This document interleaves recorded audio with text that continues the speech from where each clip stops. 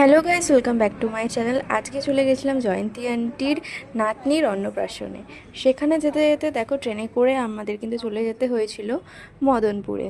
মদনপুর কিন্তু হালিশহর থেকে মাত্র দুটো স্টেশন পরে, সেই কারণে তারপরেই দেখো আমরা খুব তাড়াতাড়ি চলে যেতে পেরেছিলাম। এই দেখো কি সুন্দর করে সাজানো ছিল বেলুনে।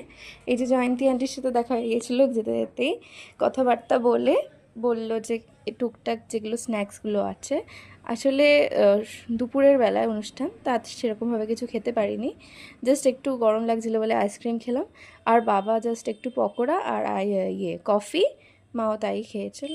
এবার আমরা চলে যাচ্ছিলাম গিয়ে মেন যে অন্নপ্রাশনের অনুষ্ঠান হচ্ছিল ওখানটায় চলে গেছিলাম। দেখো আমি তোমাদের দেখাবো। এই যে এখানে ওই ছোট্ট বুনু, মানে ওর নাম হচ্ছে আদ্রিতা, ওকে খাওয়ানো হচ্ছিল।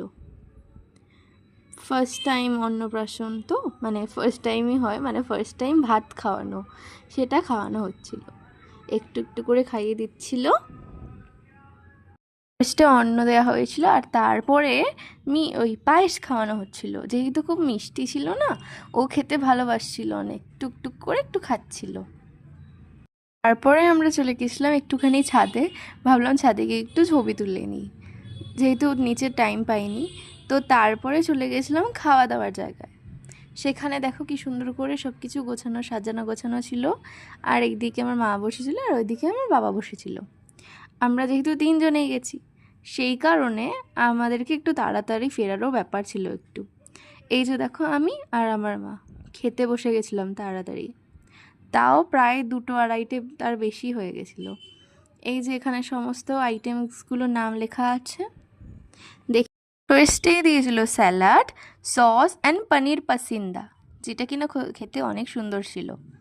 তারপরে দিয়ে গেছিলো ভাত, ভেজ ডাল, বেগুন সুন্দরী, আর সেটা খেতে তো আমার দারুণ লাগছিলো। বাড়িতেও কিন্তু এরকম আমার মা করে, সেটা আমার খেতে খুব ভালোবাসি।